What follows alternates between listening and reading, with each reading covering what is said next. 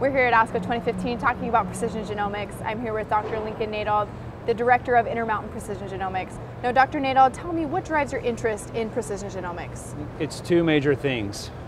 Scientifically, it's fascinating to me to look at tumors and understand what are the genomic changes, what are the very most basic DNA changes that have occurred to drive a cancer and cause a cancer to grow. I think the second thing that really drives me and has been a major motivator for me is a personal one. I met a woman several years ago who was one of my patients.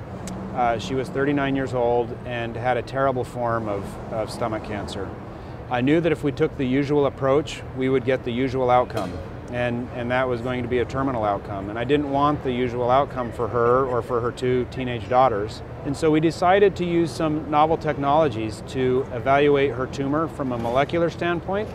And we found some actionable DNA changes that were very compelling and exciting. And in fact, there was a targeted therapy available for those DNA changes at the time. And we obtained the drug to give this patient. And I remember calling her and saying, "We've got this drug, we think it's something of a silver bullet, and we're excited to start giving this to you." And she said, "Great, but I don't feel well."